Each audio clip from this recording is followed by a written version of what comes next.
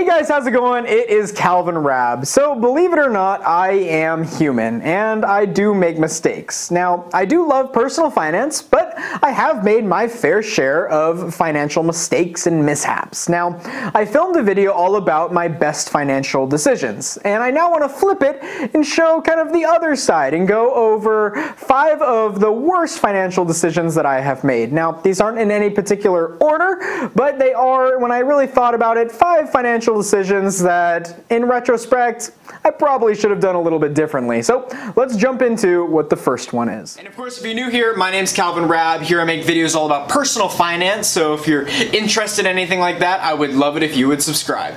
So the first one is not canceling subscriptions. So a few months ago, I went through my bank account and I saw all these different monthly subscriptions that I was paying for every single month. And I found that I didn't use a lot of them. You guys can see the video I made about it, about how had I not been spending money on those subscriptions and instead investing it, then in about 50 years, I would have had about $500,000. So it really adds up, and if you guys go watch that video, you can see a breakdown. But I did find that I was spending a lot of money every single month that I wasn't using these subscriptions. And as soon as I saw that, I went and canceled those subscriptions. I kept telling myself that, oh, I'll use it in the future, but I just ended up never using it. So in the end, I canceled those subscriptions, and it's nice to have more money coming back in my pocket every month. With these subscriptions, I kept telling myself like, oh, I'll use it in the future, I'll use it in the future, but in the end, I never did. So I went and canceled those subscriptions, and I wish I had done that earlier, because now it is quite a bit more money that I get to keep every single month. Number 2, and this was, I spent a lot on clothing. Now, this is more so true in high school. So if you guys didn't know, I'm pretty into clothing. I really enjoy watching a lot of clothing YouTubers and kind of style YouTubers such as Alpha M and Alex Costa are probably my 2 favorite ones.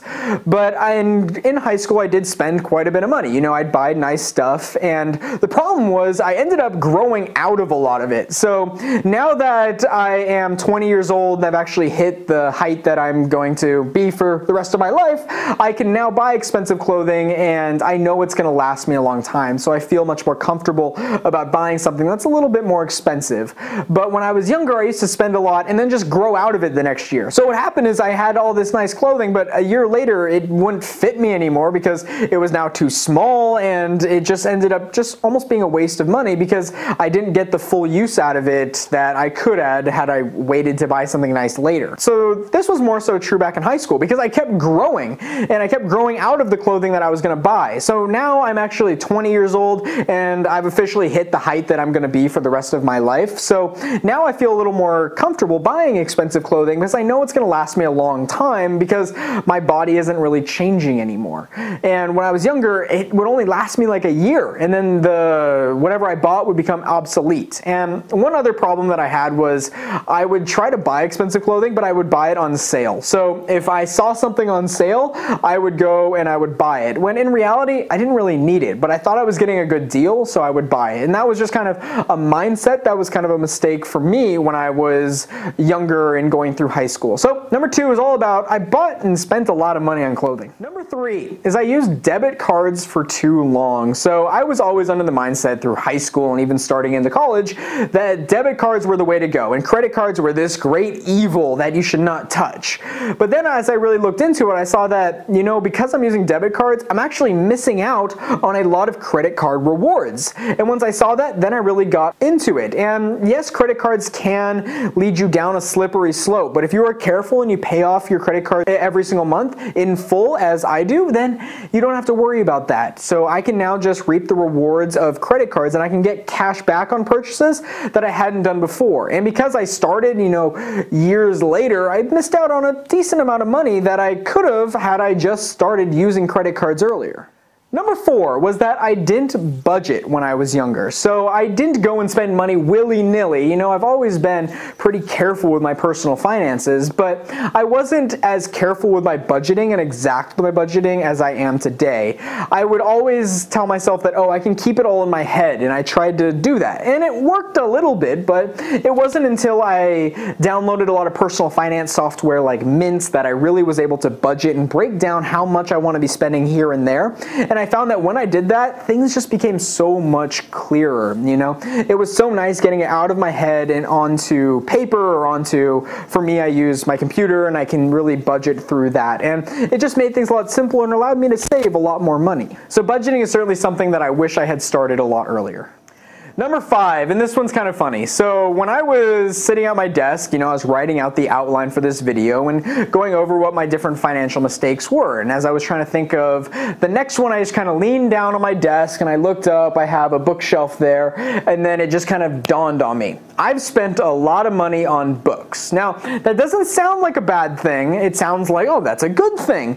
But then I realized that, you know, I haven't read the majority of those books. You know, I have a giant bookshelf that has tons of different books there, and in all honesty, I haven't really read probably 80% of them. 80 to maybe 85% of the books that are on that bookshelf I haven't read. And that's just because oftentimes if I'm listening to a podcast or someone recommends a book, sometimes I just go to Amazon and I go oftentimes to the used category. You can get it for $5-6, and then I end up buying the book, telling myself, oh, I'll read it later, I'll buy it later, and then I end up buying the book, add it to the shelf, and in all honesty, it oftentimes goes unread. So I've spent a lot of money, especially on real estate books. I've spent lots of money on books I don't read, but now I've been pretty careful and a little bit more proactive about it, and I've started making my way through those books, and I found the best way to do this was actually through Audible. So I got the Audible app and I've been using it for a couple months now, and I'm really actually starting to crank through those books, and it's great because I can listen to it if I'm walking on my way to class or if I'm just going to school, just any time where I'm passing, I always listen to it in the car, and now I'm actually starting to make my way through the books. So yes, it's great buying them, but I have spent a lot of money on books I haven't used, but now I'm putting in steps in my life to actually make my way through them. But it does cost a little more money because now I have to buy the Audible book, so I'm spending more money than I would have originally. But that was just something that was just kind of funny, and I realized when I was writing this script. All right, so that will wrap it up. Those are 5 of the common kind of big mistakes that I've made that have cost me quite a bit of money. Some of them may not seem like much, but if you think of like the monthly subscription, if you really add them up, it did cost me quite a bit of money. And I did make a few others, you know, when making this video, I had probably 15 different financial mistakes that I'd made, but these seem to apply to the broad number of people. You know, I've had ones that are specific to like my personal life situations and different things like that, but these are on a grand scale kind of apply to the most amount of people. So these are mistakes that I've made, and I know that because I'm human, I know you're human, at least I hope you're human. I don't, who knows nowadays, I'm kidding. But you've probably made some financial mistakes as well, or ones that you might take back. So I want to know. I shared my 5. I'd like to know, what is the biggest financial mistake that you've made? And the cool thing is, if you share yours, that might catch someone else from doing that. You know, maybe someone was going to do something that you said was a financial mistake. So let me know in the comments below what that is. I would love to read through there. And hey, we all make mistakes sometimes, and sometimes the best thing to do is just to share it, and we can turn that into that mistake into a positive by helping someone else out. So let me know in the comments below. I look forward to talking to you guys and just going through different financial mistakes that we have learned from, and that's the most important part. But that will wrap it up. I hope you guys enjoyed this video. I hope it was helpful. And if you guys are new here, my name is Raab. Here I make videos all about personal finance. So if you're interested in that, I would love it if you would subscribe. When you do, you will find new videos here every single Monday and Friday, so be sure to look out for those. But otherwise, that will wrap it up. I hope you guys enjoyed the video. Have an awesome rest of your day. Thank you for spending time with me today. Thank you for taking time out of your day. I know time is the most valuable thing we have. So the fact that you spent a few minutes here watching this video, it means the world to me. So thank you guys so much. Have an awesome rest of your day, and I'll see you soon. Bye, guys.